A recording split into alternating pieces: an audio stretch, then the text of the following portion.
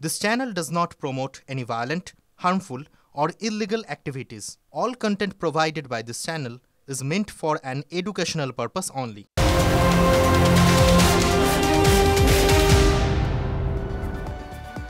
নমস্কার, দুপুরের super prime টাইমে আপনাদের আরও একবার স্বাগত জানাই TV9 বাংলায়। লিমার সঙ্গে আমি শুভজিৎ রয়েছি। দুপুর 2টো মানে আপনারা জানেন ফুল অ্যান্ড ফাইনাল। আর এই মুহূর্তে শুরুতে আমরা যে খবরে চোখ রাখবো, দত্তাবাদে সেখানে স্বর্ণ ব্যবসায়ী খুনের রাজগঞ্জের ভিডিও, প্রশান্ত বর্মনকে কেন এখনও গ্রেফতার করা হয়নি?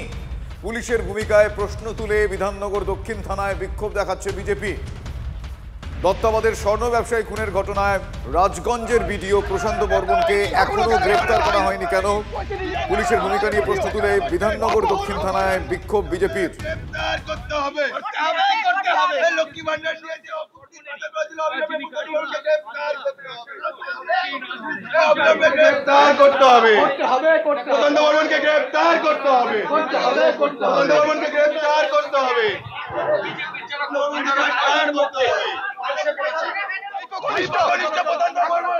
আমার সহকর্মী রঞ্জিত এই মুহূর্তে রয়েছেন সেখানে। রঞ্জিতের কাছে আমি যাবো। রঞ্জিত, বিজেপির তরফ থেকে সরাসরি তারা যে অভিযোগ জানাচ্ছেন, তারা যে দাবি জানাচ্ছেন বলবো, এখনো পর্যন্ত তাদের দাবি কতটা কর্ণপাত করা হয়েছে? তারা তাদের পরবর্তী পদক্ষেপ কি করবেন বলে বলছেন?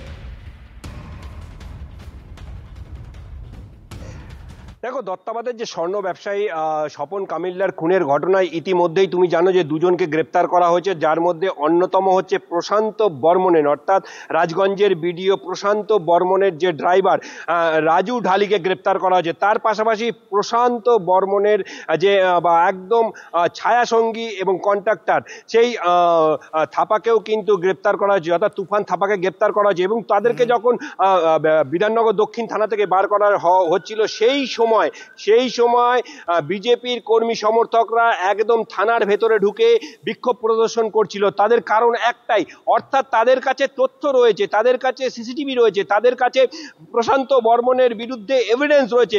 তা সত্ত্বেও কেন তাদের গ্রেপ্তার করা হচ্ছে না, তাকে কেন ছাড় দেওয়া হয়েছে, সেই সমস্ত প্রশ্ন তুলে তারা বিক্ষোভ জানাচ্ছিলেন এবং তারা থানার ভেতরে বসে বিক্ষোভ প্রদর্শন করছিলেন। অবশেষে দুই অভিযুক্তকে যখন গ্রেপ্তার করে বিধাননগর কোর্টে নিয়ে আসা হয়, তারপরে তারা কিন্তু পুনরায় আবার থানার মধ্যে বসে সেই সকল দাবি, মানে অবিলম্বে প্রশান্ত রাজগঞ্জের ভিডিও প্রশান্ত বর্মনকে গ্রেপ্তার করতে হবে, এই দাবি তুলেই তারা কিন্তু বিক্ষোভ প্রদর্শন করছেন। ধন্যবাদ। দত্তাবাদের স্বর্ণ ব্যবসায়ী খুনে ধৃত রাজগঞ্জের ভিডিওর ড্রাইভার, ভিডিও প্রশান্ত বর্মনের কলকাতার গাড়ি চালক রাজু ঢালিকে গ্রেফতার করা হয়েছে। বাড়ি রাজারহাটে। উত্তরবঙ্গ থেকে গ্রেফতার তুফান থাপা। দুজনকে আজ বিধাননগরের আদালতে পেশ।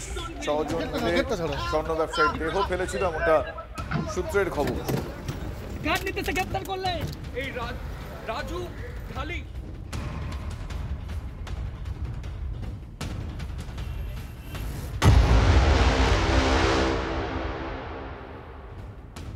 মেরুকরণের রাজনীতিতে দুই ফুলের অস্ত্র মনীষী। ভোটমুখী বাংলায় এবার মনীষীদের নিয়ে জোর টানাটানি। ঠিক কি প্রমাণ করতে চাইছেন তারা, কোন স্ট্র্যাটেজি নিয়ে এগোতে চাইছে এই দুই দল, আমি জানার চেষ্টা করবো, আরো সহজভাবে বোঝার চেষ্টা করবো। আমাদের প্রতিনিধি সৌরভ গুহ রয়েছেন আমাদের সঙ্গে। সৌরভ,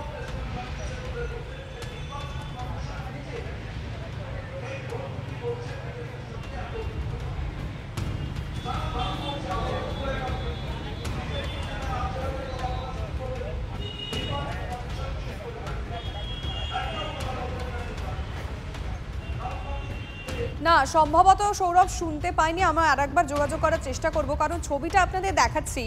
কেন আমরা এই কথাটা বলছি যে এই মনীষী নিয়ে, এই মনীষী অস্ত্রে শান দিয়েছে দুই দল। সৌরভ,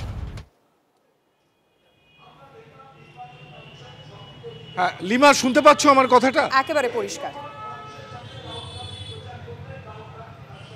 হ্যাঁ, সামগ্রিকভাবে আমরা যেটা দেখেছিলাম যে এর আগের নির্বাচনগুলিতে যখন মমতা বন্দ্যোপাধ্যায় জগন্নাথ মন্দির উদ্বোধন করছিলেন, রাজনৈতিক মহলে এই চর্চাই সামনে এসেছিল যে তাহলে কি হিন্দুত্বের ভোট ভাগাভাগি করবার জন্যই এই প্রতিযোগিতামূলক হিন্দুত্বে অংশগ্রহণ করলেন মমতা বন্দ্যোপাধ্যায়, এমনটাই অনেকে ব্যাখ্যা করেছিলেন।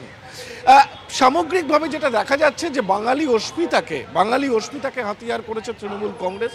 2021-এর বিধানসভা নির্বাচনেও আমরা দেখেছিলাম বাঙালি অস্মিতা তাদের অন্যতম হাতিয়ার ছিল, যেখানে বিজেপিকে তারা বহিরাগত আখ্যা দিয়েছিলেন। এবার শাসক দলের প্রধানতম হাতিয়ার 2026-এও অন্যতম হাতিয়ার বাঙালি অস্মিতা, কেন্দ্রের বঞ্চনা, বাঙালির অসম্মান। সেই বাঙালি অস্মিতার প্রশ্নে এবার কিন্তু বিজেপিও কার্যত বাঙালি অস্মিতায় একটা প্রতিযোগিতা যেন শুরু হয়েছে রাজ্যের শাসক দলের সঙ্গে কেন্দ্রের শাসক দলের, এবং অদ্ভুতভাবে মনীষীদের নিয়ে কিন্তু একটা ভাগাভাগি চলছে। তৃণমূল কংগ্রেসের মুখ যেখানে রবীন্দ্রনাথ ঠাকুর, যেখানে শশী পাজা, ব্রাত্য বসু গতকালও রবীন্দ্রনাথের ছবিতে মাল্যদান করছেন, সেখানে বঙ্কিমচন্দ্রকে নিয়ে হাতিয়ার করছেন বিজেপি নেতৃত্ব।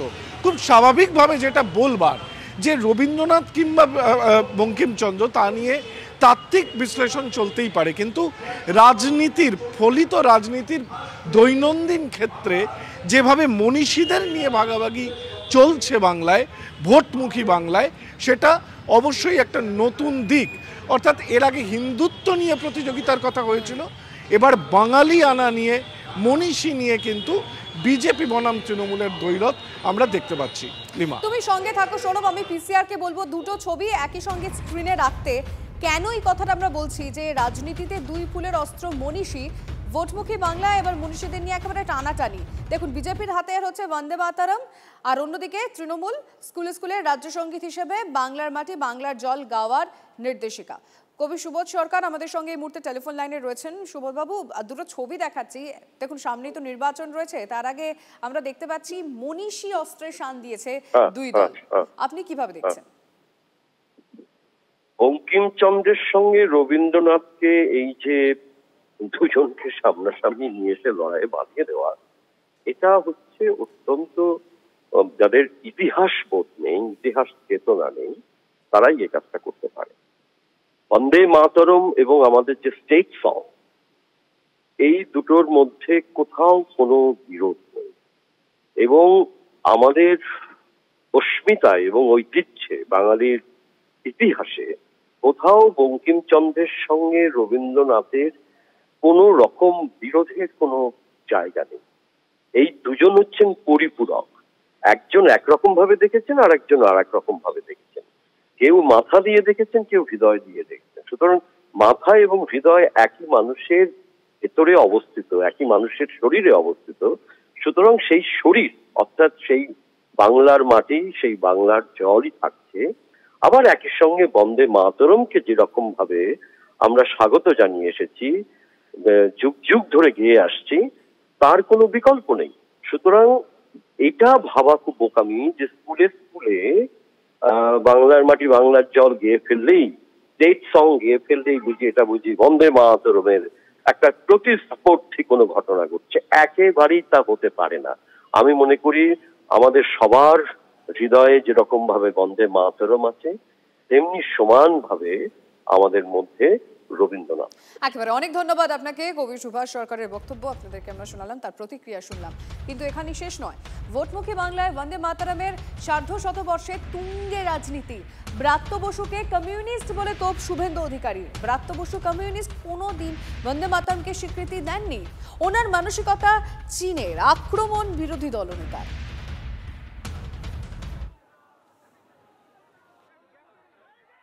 এগুলো, এই যে ব্রাত্য বসু নিজে তো কমিউনিস্ট, ব্রাত্য বসু নিজেই তো কমিউনিস্ট, কোনোদিন বন্দে মাতরমকে স্বীকৃতি দেননি। জাতীয় সঙ্গীত কতবার গেয়েছেন, একবার তো সকলের সামনে জাতীয় সঙ্গীত ভুল গেয়েছিলেন, আপনারাই দেখিয়েছেন। একবার বলেছিলেন না ওই কে আন্দোলনে, বাত্য তুমি গাও তো, ধরো তো, তারপরে তো অবস্থাটা কি হয়েছিল আপনারা দেখেছেন। অর্থাৎ এদের মাইন্ডসেটটা যদি হেডকোয়ার্টার চীনে হয়, তাহলে তো ঋষি বঙ্কিমচন্দ্র আর বন্দে মাতরম কি স্বাভাবিক। অতএব যে যার নিজের নাম পরিবর্তন করে ব্রাত্যর জায়গায় ভৃত্য বোস হয়ে গেছেন, তার সম্পর্কে কথা খরচ না করাই ভালো। বঙ্কিমচন্দ্র নিয়ে তর্কের আয়োজন করুন, তাতেই প্রমাণিত হয়ে যাবে আমি বঙ্কিমচন্দ্রকে শ্রদ্ধা করি কিনা। বঙ্কিমচন্দ্র ও রবীন্দ্রনাথের মধ্যে বিভাজন করতে চাইছে বিজেপি, পাল্টা আক্রমণ শিক্ষামন্ত্রী। শিক্ষামন্ত্রী এমনটাই বলেছেন। আমি জানার চেষ্টা করব, আরো এই বিষয়ে কথা বলবো। শিক্ষামন্ত্রী ঠিক কি বলতে চেয়েছেন, সুমন মহাপাত্র আমাদের সঙ্গে রয়েছেন। সুমন, দেখো, এই যে বন্দে মাতরমের সার্ধশতবর্ষ, তা নিয়ে কিন্তু রবীন্দ্রনাথ, বঙ্কিমচন্দ্র, এই নিয়ে তৃণমূল এবং বিজেপির মধ্যে একটা রাজনীতির আকচাকটি হচ্ছে এবং তৃণমূল কোথাও এটা প্রমাণ করার চেষ্টা করছে যে বিজেপি আসলে রবীন্দ্রনাথ এবং বঙ্কিমচন্দ্রের মধ্যে একটা দ্বন্দ্ব লাগিয়ে দেওয়ার চেষ্টা করছে। অন্যদিকে একই অভিযোগ বিজেপিও তৃণমূলের বিরুদ্ধে করছে। এই এমতাবস্থায় শুভেন্দু অধিকারী কালকে যখন বন্দে মাতরমের সার্ধশতবর্ষ পালন করতে গেছিলেন তখন তিনি ব্রাত্য বসুকে কমিউনিস্ট বলেন। তিনি বলেন যে তিনি বন্দে মাতরমকে সম্মান করেন না। ব্রাত্য বসু হেড অফিস চীনে রয়েছে, তারপর কিন্তু ব্রাত্য বসুও রাজনৈতিক স্তর থেকে তার পাল্টা দিয়েছেন। তার বক্তব্য হচ্ছে তিনি অর্থাৎ শুভেন্দু অধিকারী আগে ব্রাত্য বসুকে নকশাল বলেছিলেন, কেন তাকে এসব নকশাল বলে দাগিয়ে দেওয়া, কেন কমিউনিস্ট বলে দাগিয়ে দেওয়া তিনি বুঝতে পারছেন না। দেখো, এটাকে শুধুমাত্র শুভেন্দু অধিকারী বা ব্রাত্য বসুর মধ্যেকার তর্জা হিসেবে ধরলে হবে না। বিজেপি এবং তৃণমূলের মধ্যে যে রবীন্দ্রনাথ এবং বঙ্কিমচন্দ্রকে ঘিরে রাজনৈতিক আকচাকচি চলছে তারই কিন্তু এটা একটা পার্ট, যেখানে শুভেন্দু অধিকারী বোঝানোর চেষ্টা করছে। এই ছবিগুলো সামনে আসছে যেখানে মনীষী অস্ত্রের শান দিয়েছে দুই দলই। মেরুকরণের রাজনীতিতে দুই ফুলের অস্ত্র এখন মনীষী।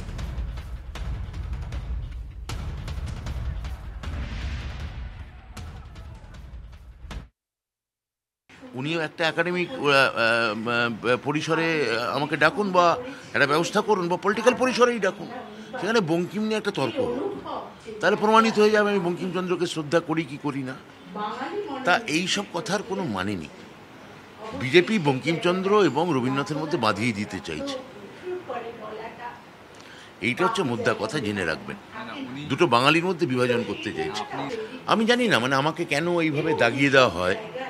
আমি তো চিরকাল তৃণমূল সংসদীয় পরিসরে আমি তৃণমূল কংগ্রেসই করেছি প্রথম থেকে, এখন অবধি তো দলবদল করিনি। তাহলে আমাকে নকশাল বা কমিউনিস্ট বললে ওনার কি সুবিধা হয় সেটা ওনাকেই জিজ্ঞেস করুন। ভোটমুখী বাংলায় এবার মনীষীদের নিয়ে জোর টানাটানি। বাঙালি অস্মিতায় শান দিতে বিজেপির হাতিয়ার বন্দে মাতরম। অন্যদিকে স্কুলে স্কুলে রাজ্য সঙ্গীত হিসেবে বাংলার মাটি বাংলার জল গাওয়ার নির্দেশিকা রাজ্যে। 26-এর আগে রাজনীতির ফায়দা তুলতেই বঙ্কিম রবীন্দ্রনাথকে আঁকড়ে ধরা।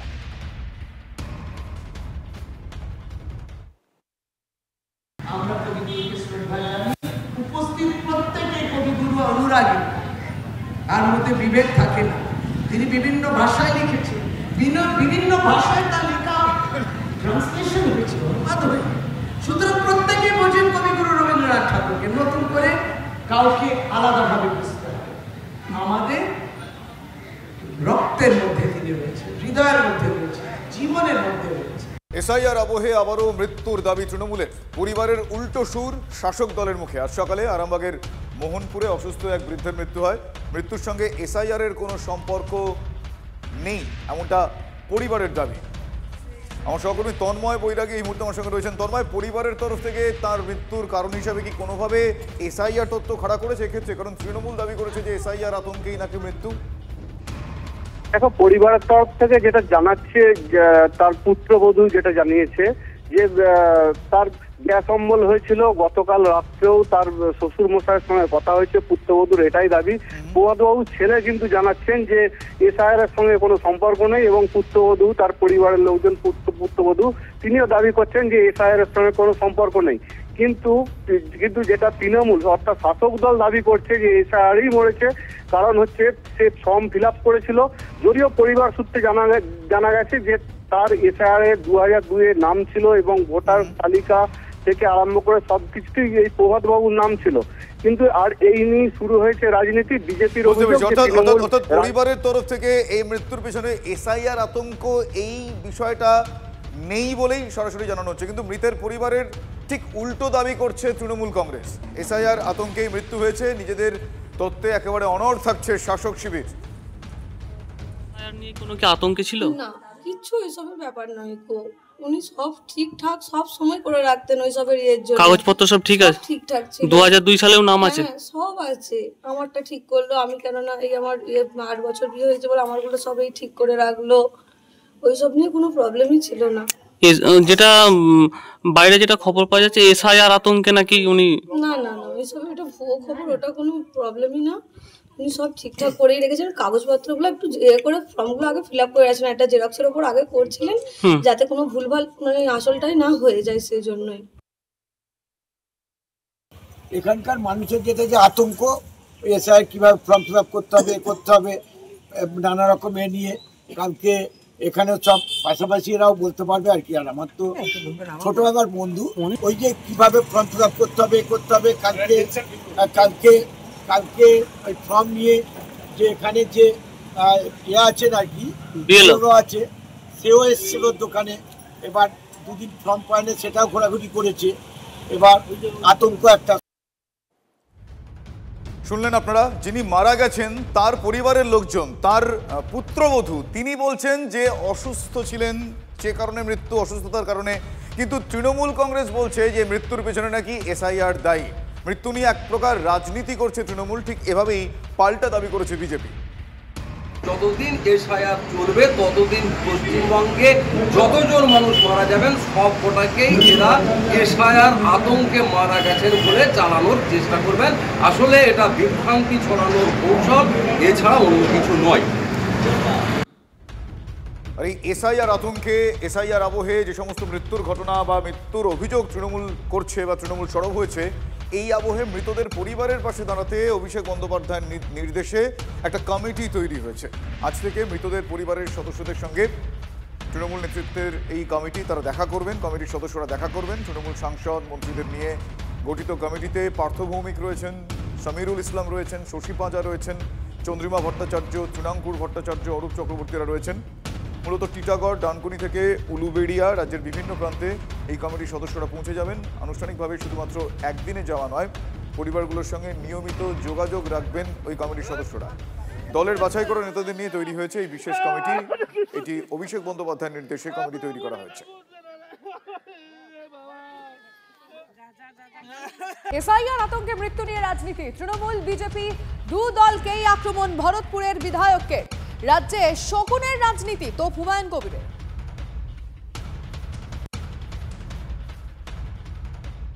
এই যে এখন ভাগাড়ের শকুন যেমন গরু খুঁজে বেড়ায়, মরা গরু নেমে পড়ে, এরা এখন বিজেপিও বটে, তৃণমূলও বটে। দুজনের এখন কে কার মৃত্যু হচ্ছে, কে গলায় দড়ি দিয়ে মরছে, টাকার বিনার দায়ে সেই বাড়িতে চলে যাচ্ছে, নমস্কার করছি, প্রণাম করছি। বারংবার হুমায়ুন কবির বিস্ফোরক বক্তব্য করছেন এবং এক নয় একাধিকবার তৃণমূল কংগ্রেসের শৃঙ্খলা রক্ষা কমিটির তরফ থেকে তার কাছে কিন্তু সচেতনতার বার্তা গেছে, বারবার ওয়ার্নিং দেওয়া হয়েছে তাকে, কিন্তু তিনি থামছেন না। তিনি এবার কি বললেন আরো একবার আপনাদেরকে শোনাবো। এই যে এখন ভাগাড়ের শকুন যেমন গরু খুঁজে বেড়ায়, মরা গরু নেমে পড়ে, এরা এখন বিজেপিও বটে, তৃণমূলও বটে। দুজনের এখন কে কার মৃত্যু হচ্ছে, কে গলায় দড়ি দিয়ে মরছে, টাকার বিনার দায়ে সেই বাড়িতে চলে যাচ্ছে, নমস্কার করছি, প্রণাম করছি।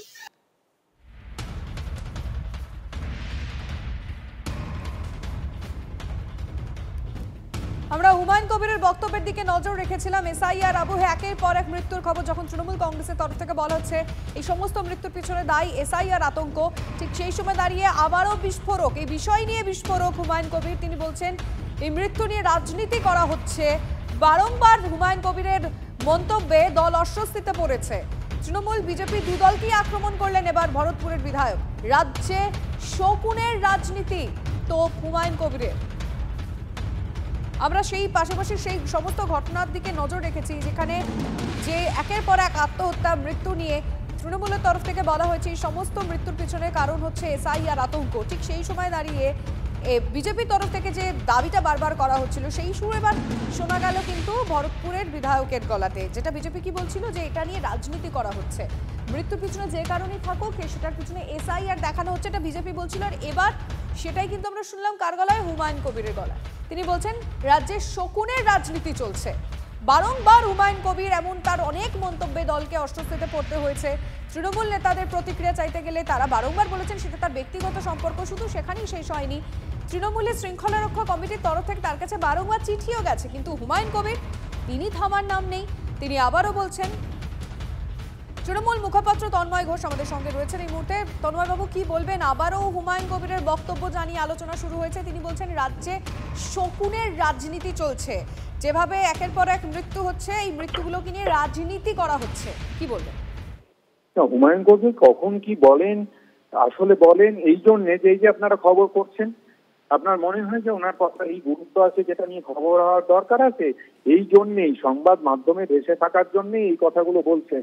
তিনি কাল বলছেন দল করবো, পরশুদিন বলছেন শোভনের রাজনীতি, তারপর দিন অন্য কথা বলছেন। মানুষের পাশে থাকতে পারেন তো, একজন নির্বাচিত জনপ্রতিনিধি তিনি মানুষের পাশে থাকলে এর থেকে অনেক দলের উপকার হয়, মানুষের উপকার হয়। আমাদের শীর্ষ নেতৃত্ব পুরো বিষয়ের উপর নজর রাখছে, ঠিক সময় ব্যবস্থা নেওয়া হবে। ধন্যবাদ আপনাকে। তৃণমূল মুখপাত্র তন্ময় ঘোষের বক্তব্য শুনলাম। বিজেপি কি মনে করছে জানার চেষ্টা করি। সজল ঘোষ রয়েছেন টেলিফোন লাইনে। সজল বাবু, হুমায়ুন কবিরের আবার বিস্ফোরক বক্তব্য। এবার তিনি বলছেন দুদলকে আক্রমণ করে তৃণমূল এবং বিজেপি যে শকুনের রাজনীতি হচ্ছে, একের পর এক মৃত্যু নিয়ে রাজনীতি চলছে, কি বলবেন? মৃত্যু নিয়ে রাজনীতি তো আর বিজেপি করেনি। শকুনের রাজনীতি করে থাকলে হুমায়ুন কবির করেছে। হুমায়ুন কবির একবার মৃতদেহ সেজে দেখুক তাকে নিয়ে কে টানাটানি করে। যদিও জ্যান্ত হুমায়ুনকে তৃণমূলও পাত্তা দিচ্ছে না। হ্যাঁ, জ্যান্ত হুমায়ুন এত রোজ হুঙ্কার ছাড়ছে, ভাবছে এই বোধহয় ক্যামাকশেট থেকে কিংবা তপসিয়া থেকে কিংবা কালীঘাট থেকে ডাক এলো, ও নতুন নতুন কিছু বলছে। আমি আগে বলেছি, আজও বলছি, যে মেঘ গর্জায় সে বর্ষায় না, আর যে হোকটা হয় ও কাজটা নেই। হুমায়ুন কবির বুঝতে পারছি সজল বাবু, আপনার বক্তব্য পরিষ্কার। ধন্যবাদ। আগামী সোমবার উত্তরবঙ্গ সফরে যাচ্ছেন মুখ্যমন্ত্রী মমতা বন্দ্যোপাধ্যায়। 3 দিনের উত্তরবঙ্গ সফরের ডুয়ার্সকে উপহার দিচ্ছেন মুখ্যমন্ত্রী। কি কি উপহার দিচ্ছেন তিনি সেদিকে অবশ্যই নজর। এবার চা বাগানে ছাত্রছাত্রীদের যাতায়াতের জন্য বিনামূল্যে বাস পরিষেবা উত্তরবঙ্গে গিয়ে সে কথা তিনি ঘোষণা করবেন। সেই সঙ্গে উত্তরবঙ্গের দুর্যোগ পরবর্তী পরিস্থিতি পর্যালোচনা করবেন। আমার সহকর্মী প্রসেনজিৎ এই মুহূর্তে আমার সঙ্গে রয়েছেন সরাসরি। প্রসেনজিৎ, আমি জানতে চাইবো যে মূলত কি কি পরিকল্পনা রয়েছে এখনো পর্যন্ত, কি কি পরিকল্পনার কথা আগাম জানা যাচ্ছে এবং গুরুত্বপূর্ণ কিছু বৈঠক রয়েছে বলে শোনা যাচ্ছে। দেখো শুভজিৎ, সরকারিভাবে যে উত্তরবঙ্গ জুড়ে যে বন্যা বিধ্বস্ত পরিস্থিতি, পাহাড়ে যে ধসজনিত পরিস্থিতি, তারপর সরকার ত্রাণ দিয়েছিল, সেই ত্রাণ বিলি করার কাজ কতটা কি সম্পন্ন হয়েছে, প্রত্যেকটি মানুষ উত্তরবঙ্গের তারা ত্রাণ পেয়েছেন কিনা তার পর্যালোচনা বৈঠক করতে মুখ্যমন্ত্রী আসছেন। কিন্তু মাথায় রাখতে হবে, এমন একটা সময় মুখ্যমন্ত্রী আসছেন যখন গোটা রাজ্য জুড়ে এসআইআর চলছে এবং এই এসআইআর পর্ব মিটলেই কিন্তু দুয়ারে নির্বাচন। সেই সময়কালে মুখ্যমন্ত্রীর উত্তরবঙ্গ সফর নিঃসন্দেহে তাৎপর্যপূর্ণ। যে কথাটা তুমি বলছিলে যে চা বাগানের জন্য পরিষেবা, তার কারণ উত্তরবঙ্গে যদি দলকে শক্তিশালী করতে হয় তাহলে চা বলার ভোট তৃণমূলের প্রয়োজন। জন বার্লাকে তৃণমূল আগেই তাদের দলে নিয়ে গিয়েছে, কিন্তু সামনে নির্বাচনের আগে বিজেপিকে দুর্বল করতেই তাই চা বলয় দল তাদের মতো করে স্ট্র্যাটেজি তৈরি করে ঢোকার চেষ্টা করছে এবং জনপ্রিয়তা তৈরি করার চেষ্টা করছে। যে কারণেই চা বাগানের শ্রমিকদের জন্য, বিশেষ করে স্কুল পড়ুয়াদের জন্য এই বাসের পরিষেবার কথা মুখ্যমন্ত্রী বলেছেন, যা উদ্বোধন করে দেবেন মুখ্যমন্ত্রী আগামীকাল আসার পর। শুভজিৎ, ধন্যবাদ। ধন্যবাদ প্রসেনজিৎ।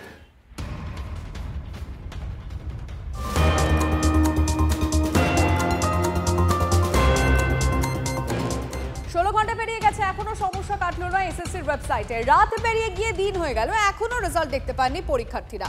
চরম উদ্বেগে এসএসসির পরীক্ষার্থীরা। সকাল 11টা থেকে অবশ্য এসএসসির অন্য ওয়েবসাইটে দেখা যাচ্ছে রেজাল্ট। wbsshelpdesk.com এই সাইটও মাঝে মধ্যেই বসে যাচ্ছে। গতকাল সন্ধে 8টার আশপাশে রেজাল্ট প্রকাশ হবার কথা ছিল। শিক্ষামন্ত্রী টুইট করেছেন 9:35-এ, এসএসসি জানাচ্ছে তারও আগে রেজাল্ট পাবলিশ হয়ে গেছে। কিন্তু এসএসসির যে মূল ওয়েবসাইট অর্থাৎ westbengalssc.com, এই westbengalssc.com-এ এখনও পর্যন্ত ওয়েবসাইটে ঢোকা যাচ্ছে না এবং এই ওয়েবসাইট কিন্তু ক্র্যাশ হয়ে গেছে গতকাল সন্ধে 7:46 থেকে। অন্যদিকে যখন এই ওয়েবসাইটে কোনো মতেই রেজাল্ট দেখা যাচ্ছে না, তখন একটা পৃথক ওয়েবসাইট সেটা কিন্তু হঠাৎ করে সামনে আসে। সেটাও এসএসসির ওয়েবসাইট, কিন্তু সেটা এসএসসির নির্ধারিত রেজাল্টের ওয়েবসাইট নয়। এটা হচ্ছে wbsshelpdesk.com। এই ওয়েবসাইটে ঢুকলে কখনো কখনো কিন্তু এই রেজাল্ট প্রিসেটে পৌঁছানো যাচ্ছে, যেখানে click here to view result টেপার পরে খুব স্লো মন্থর গতি, কিন্তু কখনো কখনো এইরকম রোল নাম্বার এবং ফুল নাম্বারের জায়গায় গিয়ে রেজাল্ট দেখা যাচ্ছে। এই ওয়েবসাইটটাও মাঝে মাঝে ডাউন হয়ে যাচ্ছে, তবে এই মুহূর্তে এই ওয়েবসাইট অ্যাক্টিভ রয়েছে। তাই যারা রেজাল্ট দেখতে চান, দীর্ঘ উৎকণ্ঠায় রাত কেটেছে, রেজাল্ট দেখতে পারেননি, তারা কিন্তু এই wbsschelpdesk.com এই ওয়েবসাইটে কিছুক্ষণ অন্তত রেজাল্ট দেখতে পারবেন। তবে মূল ওয়েবসাইট যেটা এসএসসির westbengalssc.com, যেখানে রেজাল্ট দেওয়ার কথা ছিল সেটা এখনও ডাউন। ক্যামেরা কল্যাণের সঙ্গে সুমন, TV9 বাংলা, কলকাতা। রেজাল্ট বেরোনোর কথা ছিল গতকাল সন্ধ্যাবেলা, মনে হলো রেজাল্ট এবার হয়তো আউট হবে, কিন্তু না, সকাল হয়ে গেল, রেজাল্ট আউট হয়নি। কিন্তু রাত্রিবেলা চিন্ময় মণ্ডল, এই চাকরিহারা, যারা যোগ্য চাকরিহারা শিক্ষকরা রয়েছেন, তাদের অন্যতম মুখ, এই আন্দোলনের মুখ চিন্ময় মণ্ডল একটা পোস্ট করেছিলেন। এবার রাতে ঘুমিয়ে পড়ুন, সকালে যা হবে দেখা যাবে। কি বলেছেন শুনুন। কালকে রেজাল্ট পাবলিশ হয়েছে, কিন্তু যেহেতু এতজন একসঙ্গে দেখছে, স্বাভাবিকভাবেই হয়তো ক্র্যাশ করে গেছে সাইট, সেই জন্য অনেকে দেখতে পাইনি। আমিও সেই মতো সারা রাত কালকে কোনোভাবেই দেখতে পাইনি রেজাল্ট। কিন্তু সকালবেলা আমরা দেখতে পাচ্ছি, এই মুহূর্তে আমি পোস্টও করেছি, যে একটা wbsschelpdesk.com এই ওয়েবসাইটে একটা লিংক দেওয়া হয়েছে, যেখানে গিয়ে কিন্তু নিজের রোল নাম্বার এবং ফুল নেম সেটা ক্লিক করে কিন্তু সার্চ রেজাল্টে ক্লিক করলে রেজাল্ট অনায়াসে দেখা যাচ্ছে। wbsschelpdesk.com এই ওয়েবসাইটে গিয়ে রেজাল্ট দেখা যাচ্ছে, এবং হয়তো মাঝে মধ্যে একটু অসুবিধা হচ্ছে, কিন্তু এখানে কিন্তু রোল নাম্বার আর ফুল নেম টাইপ করে রেজাল্ট দেখা যাচ্ছে। যদিও এই প্রসঙ্গে বলে রাখি যে এটা শুধুমাত্র একটা স্কোর কার্ড, 60-এর মধ্যে লিখিত পরীক্ষায় কত পেয়েছে ক্যান্ডিডেটরা সেইটুকুই জানানো হয়েছে। এটা দেখে কেউ বুঝতে পারবে না যে ইন্টারভিউয়ের জন্য কে ডাক পাবে আর কে পাবে না। School service commission final answer কি এবং রিটেন টেস্টের রেজাল্ট পাবলিশ করেছে। সেক্ষেত্রে আপনারা সকলেই জানেন যে আমরা বলেইছি যে প্রচুর সার্ভারের প্রবলেম ছিল, এখনো পর্যন্ত অনেকে দেখতে পেয়েছে, অনেকে পায়নি। তো দুটো প্রবলেমের কথা আমরা বলছি, জানাচ্ছি, বা সেটা স্কুল সার্ভিস কমিশনকেও আমরা জানিয়েছি। গতকাল থেকেই দেখলাম আমরা এসএসসির যে মূল ওয়েবসাইট, তাতে সমস্যা দেখা যাচ্ছে, আর তারপর সকাল হতেই দুটো ভিন্ন ওয়েবসাইট।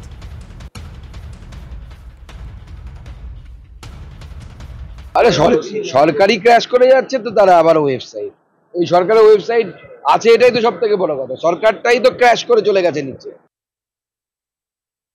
একেবারেই নয়, এটা পার্টিকুলার যে সার্ভার, আপনারা জানেন এখন ক্লাউড ডেটাবেস ম্যানেজমেন্ট থাকে, সেক্ষেত্রে সার্ভারের যদি কোনো ইস্যু হয় সেটা সাথে সাথেই ঠিক করে নেওয়া যায়, এবং আমার ধারণা এটা 24 ঘন্টার মধ্যে এটা ঠিক হয়ে যাবে। আজকের পর থেকেই হয়তো পরীক্ষার্থীরা সেই ডিটেল দেখতে পাবেন। এটা একেবারেই একটা টেকনিক্যাল প্রযুক্তিগত ত্রুটি, সেই ত্রুটি ইতিমধ্যেই প্রায় মেরামতের জায়গায় এসছে। বাকিটা আমার ধারণা আজকে কালকের মধ্যে বিষয়টা ঠিক হয়ে যাবে।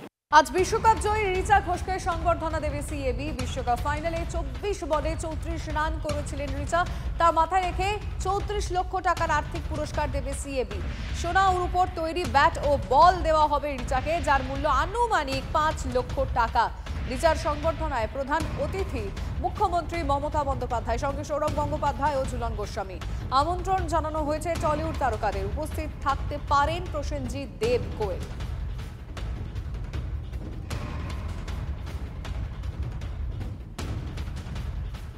স্বপ্নের উড়ান আজ বাস্তব।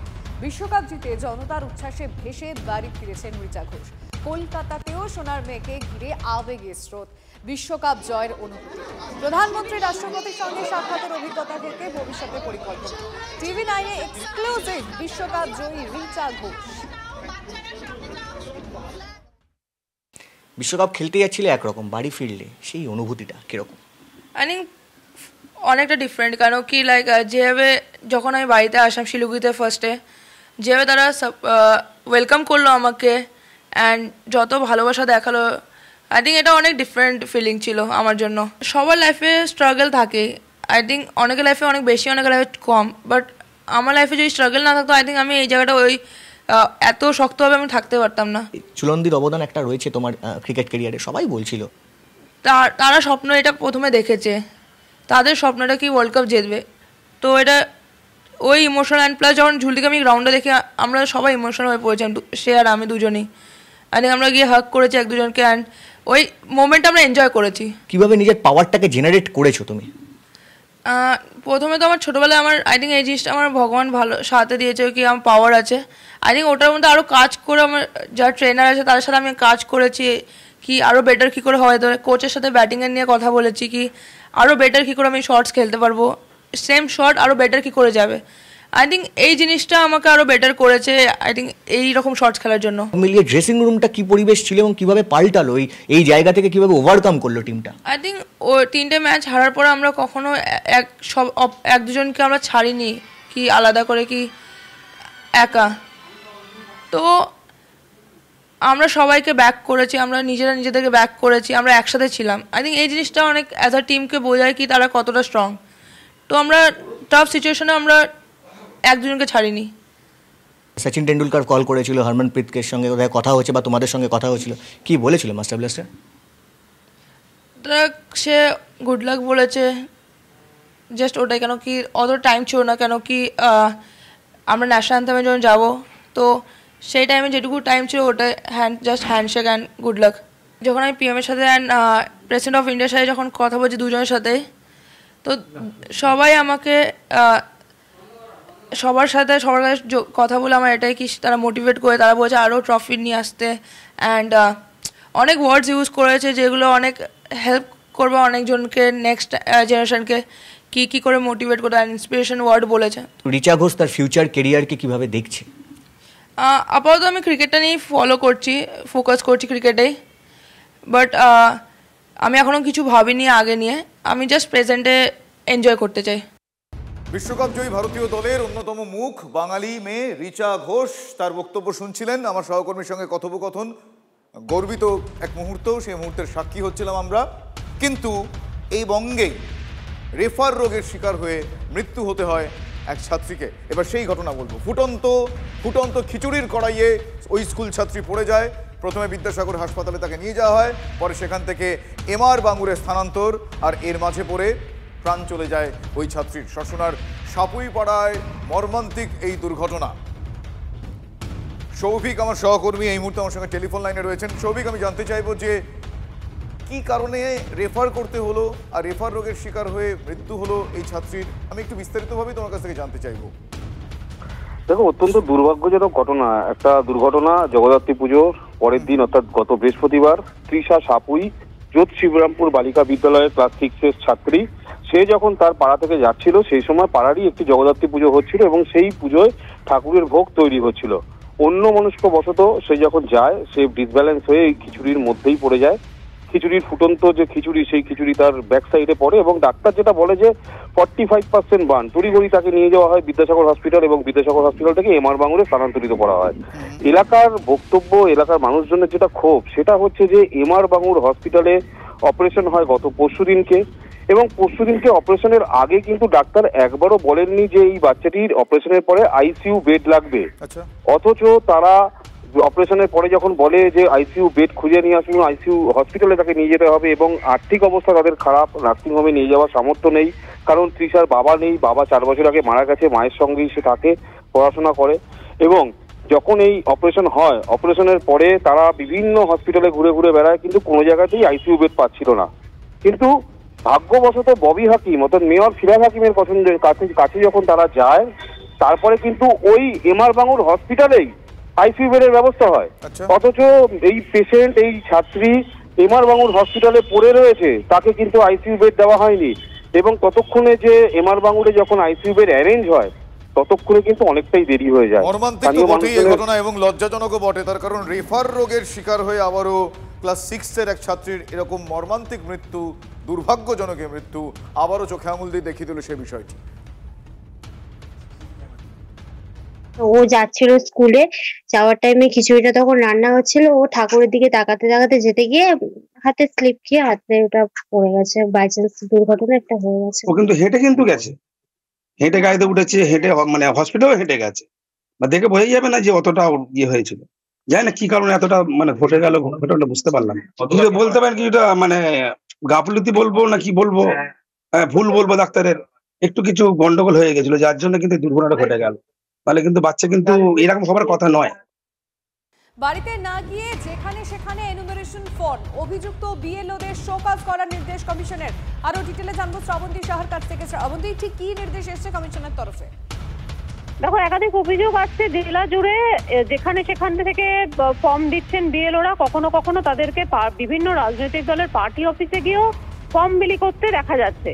এই ধরনের অভিযোগ পেলে বিএলওদের বিরুদ্ধে সরাসরি পদক্ষেপ নেওয়ার নির্দেশ দেওয়া হয়েছে। ইয়ারও জেলা শাসক তারা এই পদক্ষেপ নিতে পারবেন এবং কোথাও গিয়ে শুধু শোকজ নয়, তাদেরকে সাসপেন্ড করার অধিকার পর্যন্ত থাকছে।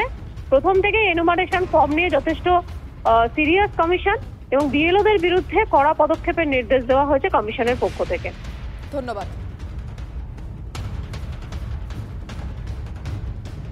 এই মুহূর্তে আপনাদের সেই ছবিগুলো দেখাচ্ছি যেখানে দেখা গেছে যেখানে সেখানে কোথাও রাস্তার মোড়ের মাথায় টেবিল পেতে বিএলওরা বসে পড়েছেন, আর যারা এই কাজগুলো করেছেন এবার তাদের বিরুদ্ধে কড়া ব্যবস্থা শোকজ করা হবে সেই সমস্ত বিএলওদের। অন্যদিকে এসআইআর আবহে বেশ কিছু প্রশ্ন এই মুহূর্তে মাথা চাড়া দিয়েছে। এসআইআরে অনিশ্চিত শরণার্থীদের ভোটের ভবিষ্যৎ কি? শরণার্থীদের কোট আনকোট ভোটার রাখতে আদালতে এবার মামলা। 2019-এ পাস সিএ এখনও নাগরিক নন অনেক শরণার্থী। অবিলম্বে সিএ জট কাটাতে হস্তক্ষেপ হাইকোর্টে, একটি এনজিওর তরফ থেকে হস্তক্ষেপ করা হয়েছে। আদালতের হস্তক্ষেপ দাবি আত্মদ্বীপ নামে ওই সংস্থার। কেন্দ্র ও নির্বাচন কমিশনের বিরুদ্ধে নিষ্ক্রিয়তার অভিযোগে এই মামলা। আমার সহকর্মী অনির্বাণ সিনহা এই মুহূর্তে আমার সঙ্গে রয়েছেন সরাসরি নিউজ রুম থেকে। অনির্বাণ, এখনো পর্যন্ত গোটা বিষয়টা নিয়ে যা যা প্রশ্নগুলো সামনে আসছে, এর সমাধান আইনি পথে কিভাবে হতে পারে? এই যে মামলা হয়েছে সেই মামলায় মূলত কোন কোন বিষয়গুলোকে ফোকাস করা হচ্ছে? দেখো, খুব সংক্ষেপে আমি যেটা বলতে চাইবো শুভজিৎ, যে এসআইআর আবহে যারা শরণার্থী, প্রথমত 2002-এর ভোটার তালিকায় যাদের নিজেদের এবং পরিবারের কারুর, মা বাবা মূলত এবং পরিবারের কারুরই আত্মীয় স্বজনের কারুর নাম নেই, তাদের ক্ষেত্রেই কিন্তু প্রথম চিন্তার সূত্রপাত।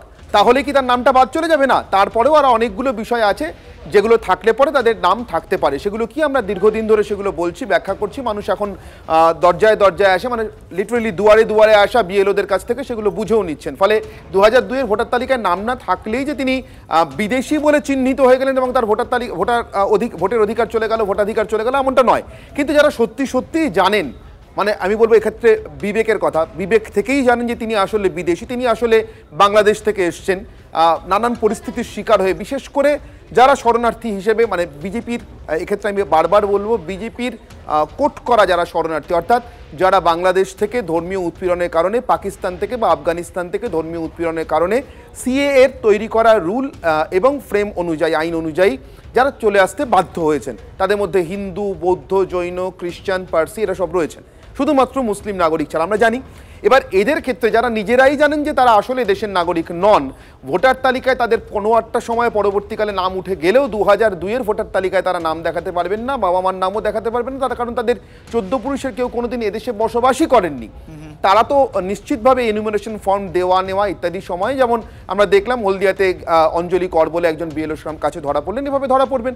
অঞ্জলি করের কিন্তু ভারতীয় পাসপোর্ট পর্যন্ত তৈরি হয়ে গিয়েছিল। ফলে এক্ষেত্রে প্রশ্নটা নাগরিকত্বের, ভোটের থেকেও অনেক বেশি নাগরিকত্বের। ঠিক এখানটাতেই দৃষ্টি আকর্ষণ করার চেষ্টা করেছে আত্মদ্বীপ নামে এই সংস্থাটি।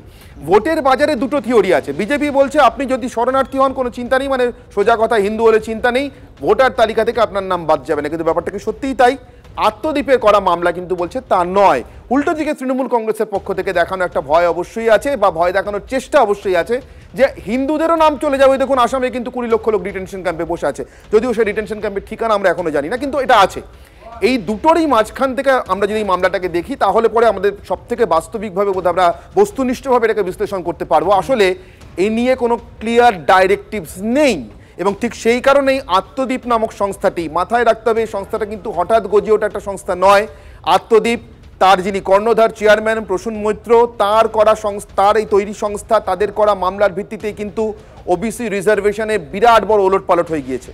সংখ্যালঘুদেরকে একধার্সে ওবিসি রিজার্ভেশনের আওতায় নিয়ে এসে ভোট কেনার চেষ্টা হচ্ছিল, সংখ্যালঘু তোষণ হচ্ছিল বলে তার করা মামলায়, যদিও সে মামলার সম্পূর্ণ ভবিষ্যৎ এখনো নির্ধারিত নয়, সুপ্রিম কোর্টে মামলা এখনো বিচারাধীন, কিন্তু তাদের নাম বাদ গিয়েছে। আমাদের সঙ্গে রয়েছেন সরাসরি টেলিফোনে, তুমি যদি ওনাকে এক্স্যাক্টলি প্রসূন বাবুর কাছে আমি যেটা জানতে চাইবো, প্রসূন বাবু আর 5 জন, আমরা জানি এরকম পৃথিবীর সব কোর্টেই থাকেন, কলকাতা হাইকোর্টও আছে, আর 5 জন মামলাবাজ আইনজীবীর মতো তো আপনার পরিচয় নয়।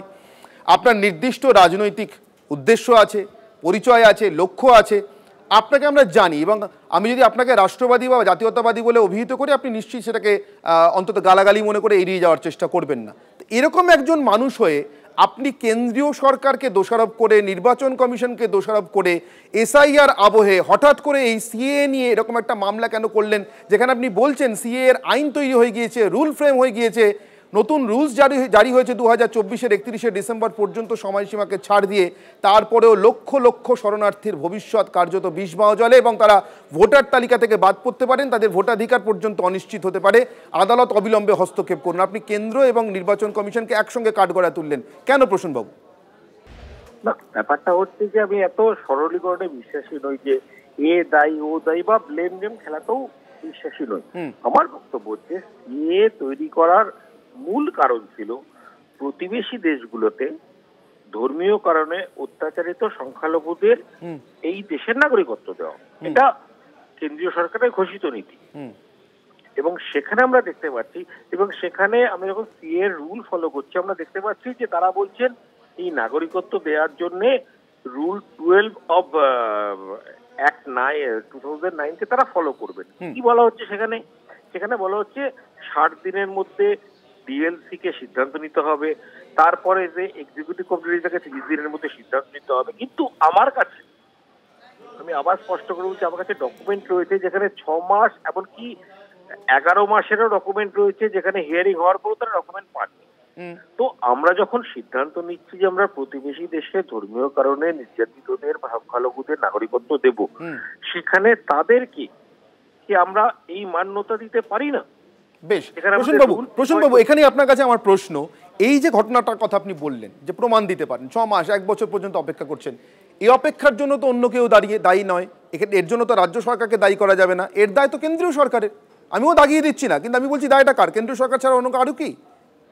না, আমি সেই জায়গাটাই আসছি। একটা দায় কেন্দ্রীয় সরকারের, দায় রাজ্য সরকারের, দায় পার্টিকুলার কোনো বিএলওর বা ডিএলসির বা বিএলসির। আমি তারপর আমি ব্লেম গেম খেলায় বিশ্বাসী নই। সত্যি বিশ্বাস করুন, আমার স্বার্থ হচ্ছে হিন্দু উদ্বাস্তুরা বা সংখ্যালঘু উদ্বাস্তুরা প্রতিবেশী দেশের যারা সিএ পাওয়ার জন্য উপযুক্ত, কিন্তু পরিকাঠামোগত কারণে ডিউ টু ইনফ্রাস্ট্রাকচারাল রিজন তারা তার থেকে বঞ্চিত হচ্ছেন, তাদের যাতে সুবিধাটা দেওয়া যায় সেই কারণে আমার মামলা, যাতে আদালত, মহামান্য আদালত এটাকে পুঙ্খানুপুঙ্খ বিচার করে যারা আবেদন করছেন সেই আবেদনের ভিত্তিতে। এবার আপনারা একটা প্রশ্ন আসতেই পারে, যারা আবেদন করছেন তারা সবাই কি যোগ্য?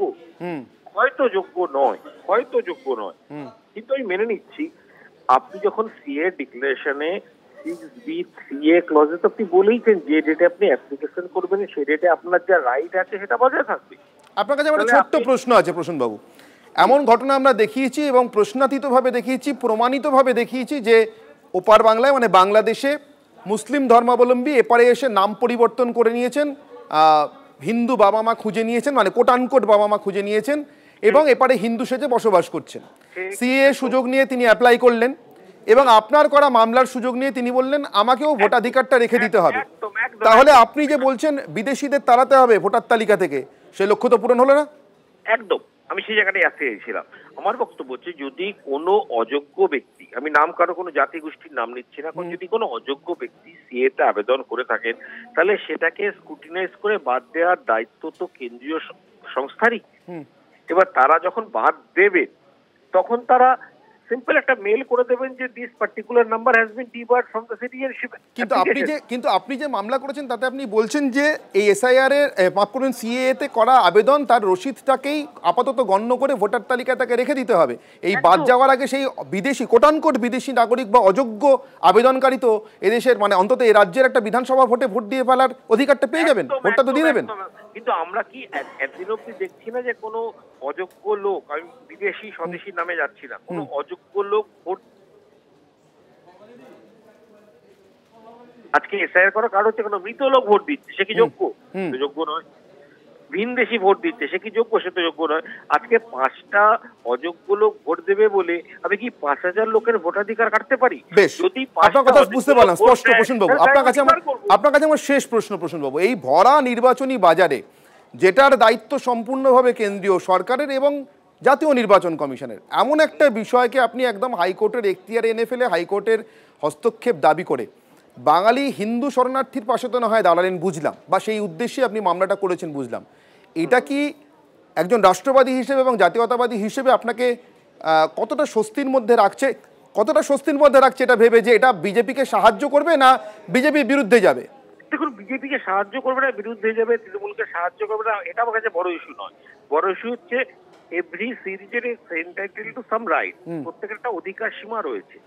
আপনি সেটা যদি অতিক্রম করে যান, সেক্ষেত্রে আমার কাছে আজকের দিনে অ্যাভেলেবল রিসোর্স কি আছে? আদালতের কাছে যাওয়া। আমি সেটাই গেছি। এবার অনেক ধন্যবাদ প্রসেনবাবু আমাদের সঙ্গে কথা বলবার জন্য। অর্থাৎ এটা স্পষ্ট শুভজিৎ, যেটা আমি বলছিলাম, কোথাও একটা সীমা পার করে গিয়েছে শরণার্থীদের সহ্য, ধৈর্য এবং তাদের সংশয়।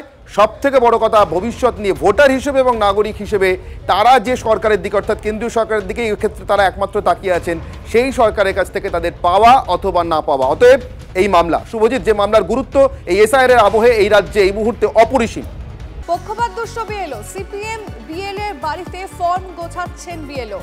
ভিডিও করে ফেসবুকে দিলেন তৃণমূল কাউন্সিলর। হুগলির বৈদ্যবাটি 204 নম্বর বুথের ঘটনায় চাঞ্চল্য। 204 পাটের বিএলও ফর্ম সাজাচ্ছে সকাল 8:30 থেকে শুরু করে, যেখানে সিপিএম এর এজেন্ট সন্দীপ গাঙ্গুলি তার বাড়িতে বসে ফর্ম সাজাচ্ছে।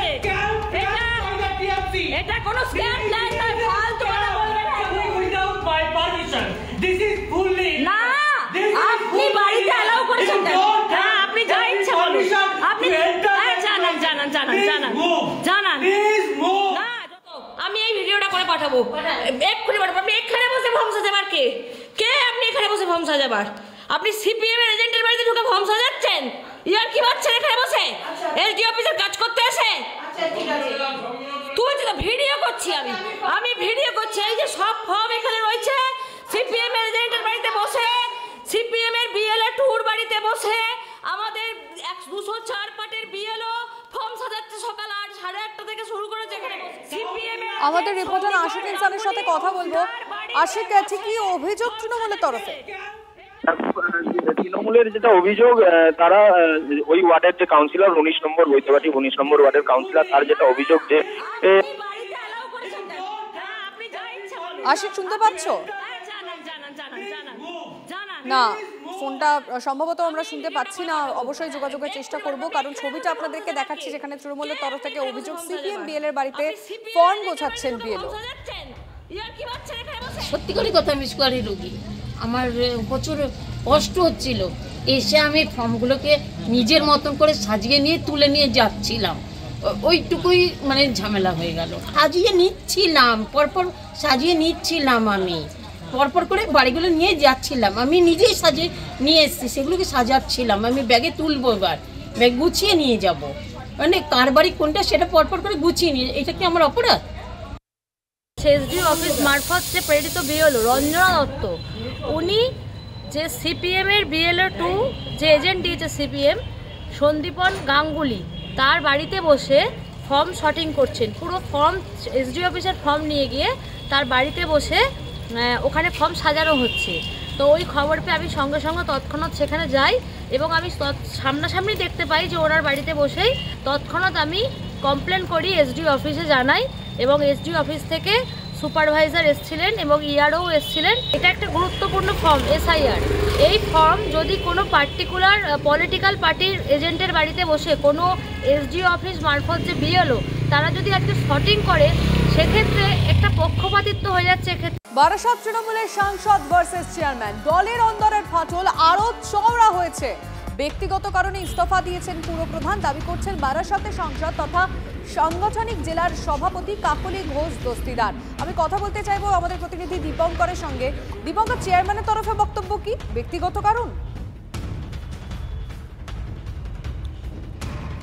দেখো, চেয়ারম্যান স্পষ্ট করে বলে দিয়েছেন যে তিনি ব্যক্তিগত কারণে নয়, বরঞ্চ দলের যে সভাপতি তিনি সকালবেলা তাকে ফোন করেছেন এবং তার ইনস্ট্রাকশন ফলো করেছেন। অর্থাৎ তিনি ইনস্ট্রাকশন দিয়েছেন যে রিজাইন করতে হবে, অর্থাৎ অশ্বনী মুখোপাধ্যায় রিজাইন করেন এবং তারপর সভাপতি ডক্টর কাকলি ঘোষ দস্তিদার তিনি বলেন যে ব্যক্তিগত কারণে দিয়েছে। আসলে বিষয়টা হচ্ছে শুধুমাত্র এই একটা রিজাইন করতে বাধ্য করা তা নয়। বারাসাত লোকসভা কেন্দ্রের যখন ভোট হয়েছিল তখন বারাসাত পৌর এলাকায় কিন্তু বারাসাত পৌর এলাকাতে তৃণমূলের হার ছিল, প্রায় 3500 ভোটে হার ছিল। এইটা কিন্তু অভিষেক বন্দ্যোপাধ্যায় প্রথম থেকেই বলছিলেন যারা যারা এই লিড দিতে পারেনি তাদের উপরে অ্যাকশন নেওয়া হবে। সেরকমই একটা প্রভাব কিন্তু যে পড়ছে এবং তার প্রভাব অভাব, কিন্তু একটা রাজনৈতিকভাবে আড়াআড়ি দেখা যাচ্ছে যে দুটো দ্বন্দ্ব সামনে আসছে। একদিকে ডক্টর কাকুলি ঘোষ দস্তিদার, তিনি নিজে দাঁড়িয়েছিলেন, তিনি নিজে এই বারাসাত পৌর এলাকাতে হেরেছেন, তার একটা এফেক্ট।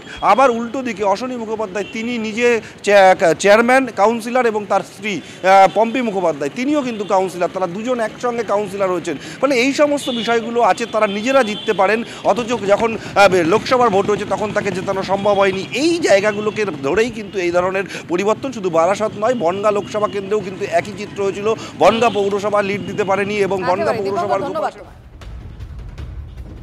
উনি ব্যক্তিগত কারণ লিখেছেন, আমাদেরকে কিছু বলেননি, এটা নিজস্ব ব্যাপার। উনি পদত্যাগপত্রটা দিয়েছেন উপপৌর প্রধানকে এবং উপপৌরপ্রধান সেটা অ্যাকসেপ্ট করেছেন। আপনাদের কিছু জানাননি? না, আগে কিছু জানাননি।